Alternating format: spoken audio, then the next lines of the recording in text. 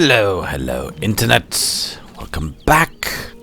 I need to go to the mountain, to a certain mountain. And my quest marker's gone. Why is that? Where is he? Where's that? I need to go to...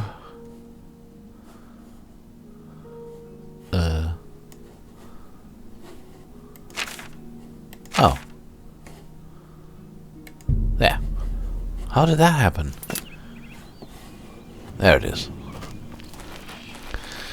Okay, I need to go to that mountain to get a book. Orana can read it. And... she is willing to reward me for my efforts. And Tikis wants to get rid of her because she's spreading lies about him. So my thinking would be... I'll get the book. Ow! Oh, don't be such a sissy. If I really can't read it, I'll give it to her. Then she'll reward me, and since she's in Coral, most probably to get the book, she'll then leave, right? And that'll be the end of it. And Tikis will be happy because she's gone. And she'll be happy because she has the book.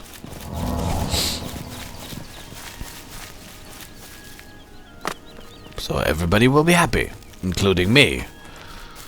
Because I get a reward for giving her the book. I think that's makes sense. What in where am I? Oh, I'm in Coral again. Huh? Hold it. Irana has asked me to bring her a book titled Fingers of the Mountain so that she may translate it. I need to tell Tikus about this immediately.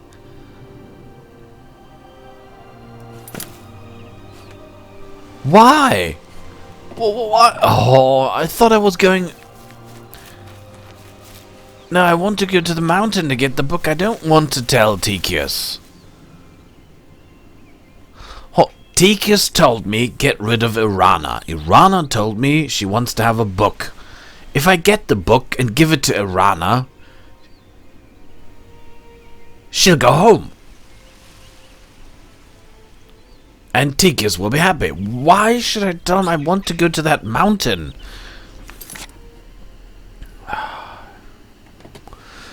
Bloody hell. And last episode, that quest marker was pointing towards somewhere. I don't want to tell Tikus. It doesn't make any sense to tell Tikus. Let's talk to Irana again. Maybe she can turn that around and point me toward...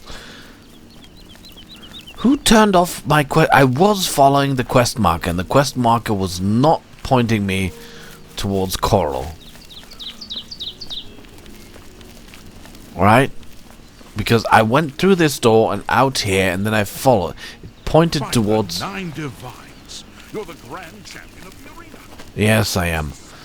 How did you ever... It pointed me in this direction, right? That's where the quest marker pointed.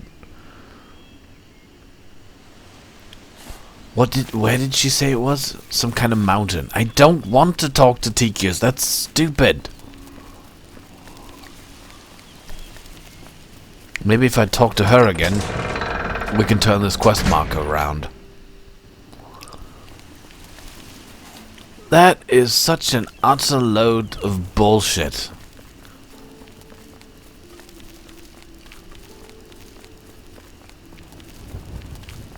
Greetings. What exactly do you require of me? And she's not here. Do I have another quest?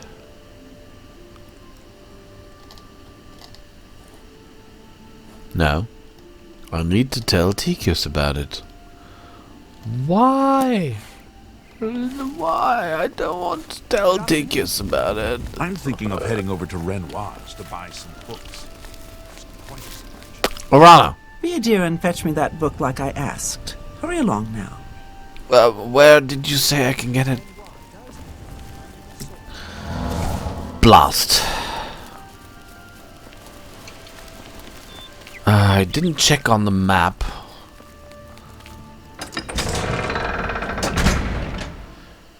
Fingertop Mountain, she said. Do I really have to stop recording, look it up in the internet? Fingertop Mountain, where that is. Oh, hold it. I have a map. I've got a map of Cyrodiil. Came with the game. Which is hanging in my office.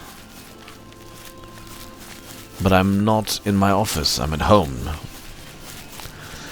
So I can't check now. It was this direction. So not this direction, it was somewhere here. Fingertop Mountain. There are no mountains here, or are there? You know what? This makes me extremely angry. You know what? Screw all of you. Screw you.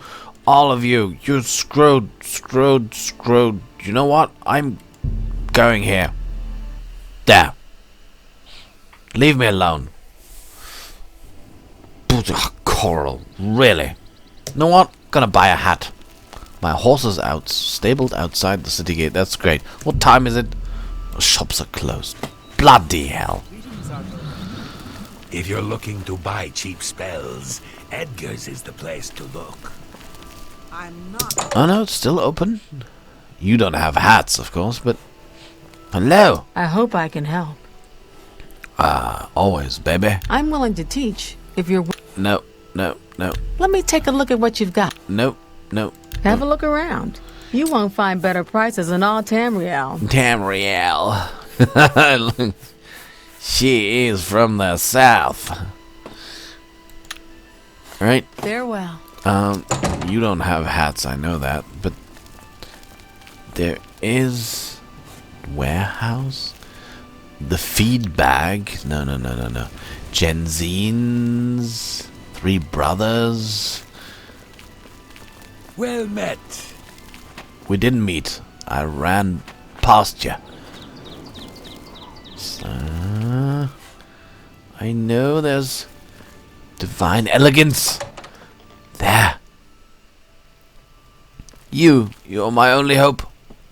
He's got shoes here. Hat. Yes? Hat. What can I interest you in? A hat. I want a hat. He doesn't have any hats. How can you call yourself Be seeing you. the merchant of elegance and then you don't have hats? Rats. Oh, that's disappointing. That's so disappointing. Could it be that this game truly and really doesn't have any hats? I won't believe it. Thornir, my old friend and helper. It is good to see you again.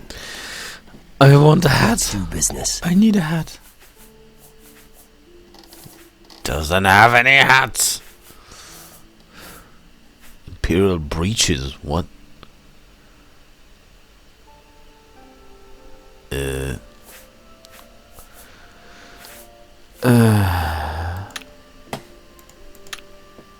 Please, return soon. Could this really be? I mean, I've never seen a character wearing a hat, so... If there's anything I can do, I am humbly at your service. Give me a hat. My name is Elregale. I look after Tamriel. He's a little strange. Touched by the gods, they say. Tamriel. Alright. Where can I find a hat in this bloody city? Tamriel says she hears voices. All the men and women who lived and died here for thousands of years. Maybe they left ghosts behind. What does that have to do with my question? Good day.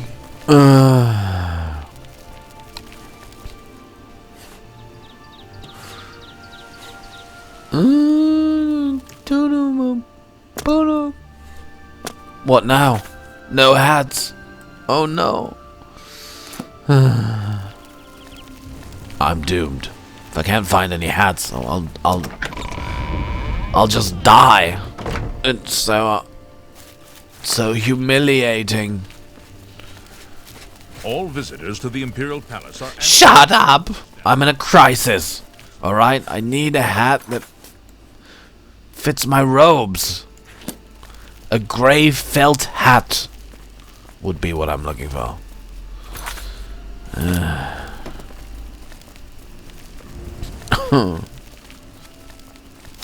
What an utter disappointment.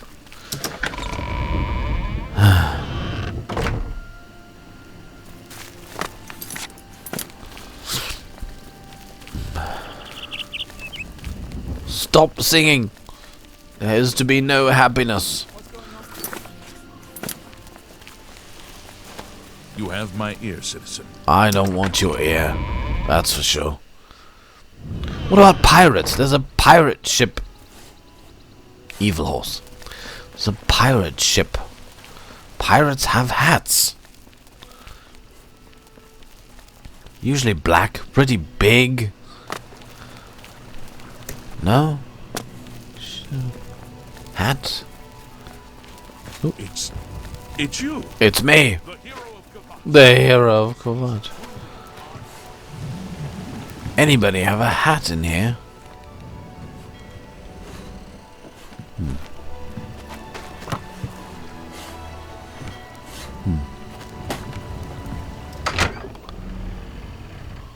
Leave me alone. Oh. Excuse me, why are you... Whoa! What are these two doing? Holy shit, excuse me? What in blazes? I'll grab... I'll grab... What do I grab? I'll grab this dagger. And this one. Alright. You asked for it.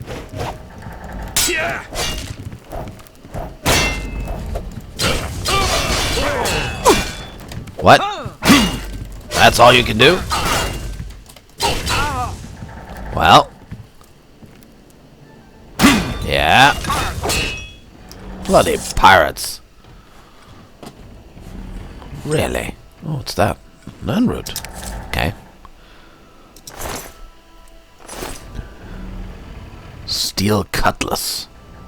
Looks good. It's not worth anything, but looks good. Just take it. Pirate. No.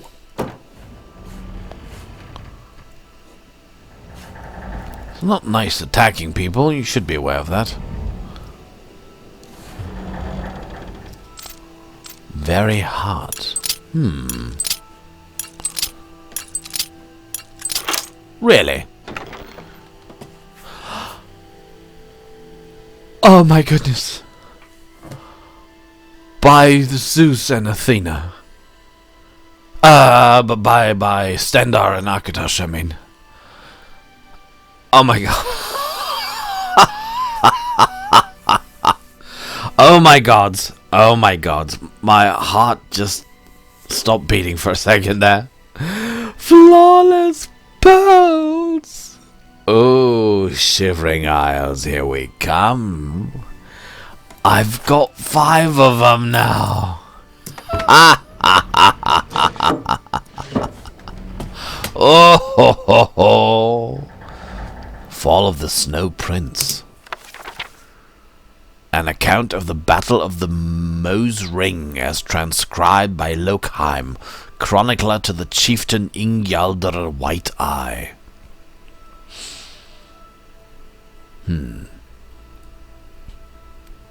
Okay. The Snow Prince.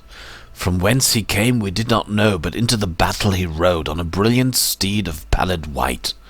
Elf we called him, for elf he was, yet unlike any other of his kind we had ever seen before that day.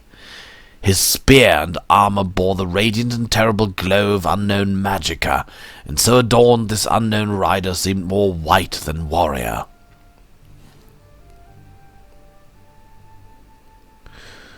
What troubled, nay, frightened us most at that moment was the call that rose from the elven ranks. It was not fear, not wonder, but an unabashed and unbridled joy, the kind of felicity felt by a damned man who has been granted a second chance at life. For at that time the elves were as damned and near death as ever they had been during the great skirmishes of Solstheim. The Battle of the Mosring was to be the final stand between Nord and Elf on our fair island. Led by Ysgramor, we had driven the elven scourge from Skyrim and were intent on cleansing Solstheim of their kind as well. Our warriors, armed with the finest axes and swords Nord craftsmen could forge, cut great swaths through the enemy ranks. The slopes of the Mosring ran red with elf blood. Why then would our foe rejoice? Could one rider bring such hope to an army so hopeless? To most of our kind, the meaning of the call was clear, but the words were but a litany of elven chants and cries. There were some among us, however, the scholars and chroniclers, who knew well the words, and shuddered at their significance. The Snow Prince is come, doom is at hand. There was then a great calm that overcame the elves that still stood. Through their mass the Snow Prince did ride, and as a longboat slices the icy waters of the Fjalding, he parted the ranks of his kin. The magnificent white horse slowed to a gallop, then a trot, and the unknown elf rider moved to the front of the line at a slow, almost ghost-like pace. A Nord warrior sees much in a life of bloodshed and battle, and is rarely surprised by anything armed combat may bring. But few among us that day could have imagined the awe and uncertainty of a raging battlefield that all at once went motionless and silent. Such is the effect the Snow Prince had on us all. For when the joyous cries of the elves had ended, there remained a quiet, known only in the solitude of slumber. It was then our combined host, elf and Nord alike, were joined in a terrible understanding. Victory or defeat mattered little that day on the slopes of the Mosring Mountains. The one truth we all shared was that death would come to many that day, victor and vanquished alike. The glorious Snow Prince, an elf unlike any other, did come that day to bring death to our kind, and death he so brought. Like a sudden violent snow squall that rends travellers blind and threatens to tear loose the very foundations of the sturdiest hall, the Snow Prince did sweep into our numbers. Indeed, the ice and snow did begin to swirl and churn about the elf, as if called upon to serve his bidding. The spinning of that gleaming spear whistled a dirge to all those who would stand in the way of the Snow Prince, and our mightiest fell before him that day. Ulfgi Anvilhand, Strom the White, Freydar Oakenwand, Heimdall the Frenzied, all lay dead at the foot of the Mosring Mountains. For the first time that day it seemed the tide of battle had actually turned. The elves, spurred on by the deeds of the Snow Prince, rallied together for one last charge against our ranks. It was then, in a single instant, that the battle of the Mosring came to a sudden and unexpected end. Finna, daughter of Jofreor, a lass of only 12 years and squire to her mother, watched as the Snow Prince cut down her only parent. In her rage and sorrow, Finna picked up Jofreor's sword and threw it savagely at her mother's killer. When the elf's gleaming spear stopped its deadly dance, the battlefield fell silent, and all eyes turned to the Snow Prince. No one that day was more surprised than the elf himself at the sight that greeted them all. For upon his great steed the Snow Prince still sat, the sword of Jofrior buried deeply in his breast. And then he fell, from his horse, from the battle, from life. The Snow Prince lay dead, slain by a child. With their savior defeated, the spirit of the remaining elven warriors soon shattered. Many fled, and those that remained on the battlefield were soon cut down by our broad Nord axes. When the day was done, all that remained was the carnage of the battlefield, and from that battlefield came a dim reminder of valor and skill, for the brilliant armor and spear of the Snow Prince still shined.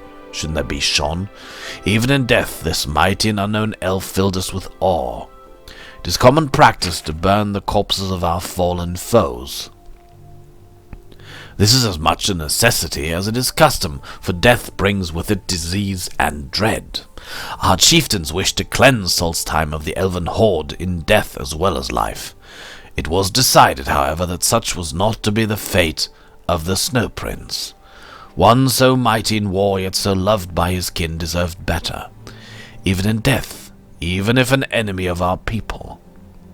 And so we brought the body of the Snow Prince, wrapped in fine silks, to a freshly dug barrow. The gleaming armor and spear were presented on a pedestal of honor, and the tomb was arrayed with treasures worthy of royalty. All of the mighty chieftains agreed with this course, that the elf should be so honored. His body would be preserved in the barrow for as long as the earth chose, but would not be offered the protection of our Stalhrim, which was reserved for Nord dead alone. What is that? Stalhrim? So ends this account of the Battle of the Mosrang and the fall of the magnificent elven Snow Prince. May our gods honor him in death, and may we never meet his kind again in life. Interesting. Note: remove the top first, reach inside and take out all the parts, being careful to note their order. Put the carving onto the rod, reinsert the rod into the cavity, replace the parts in the order you remove them. Seal the top with fine tar.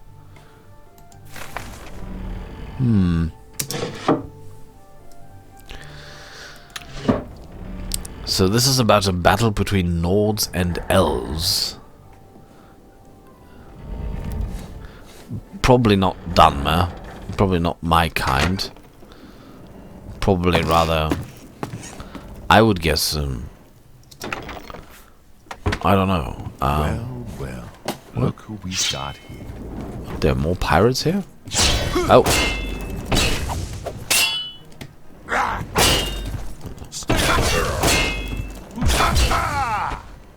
There you go. You don't have a hat. Pirates have hats. Why is this place still full of pirates? This one doesn't have a hat either.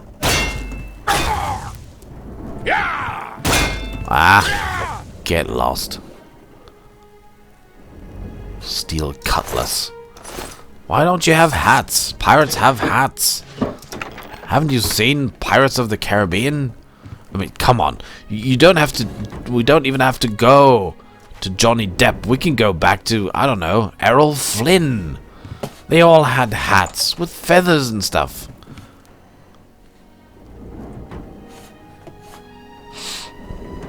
Rats, rats, rats.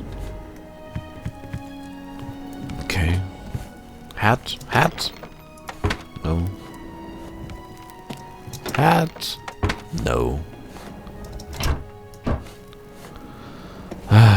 Gift doesn't have any hats.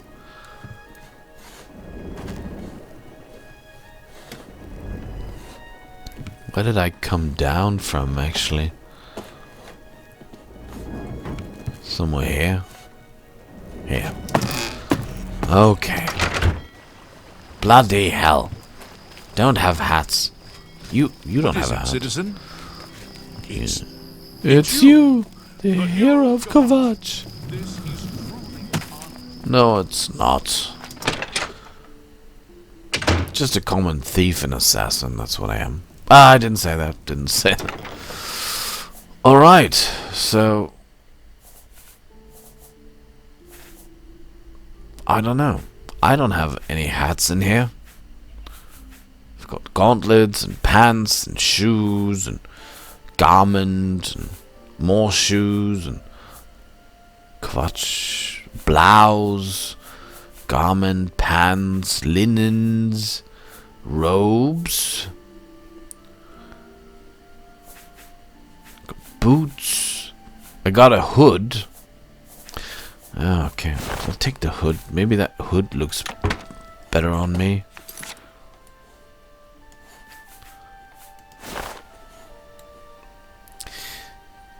Yeah, it works a lot better than this one. I mean, it doesn't have all these nice thingies, but it just looks better. So, yeah. Time is it? Oh, it's time to go to bed. Ladies and gentlemen, Pike is signing off.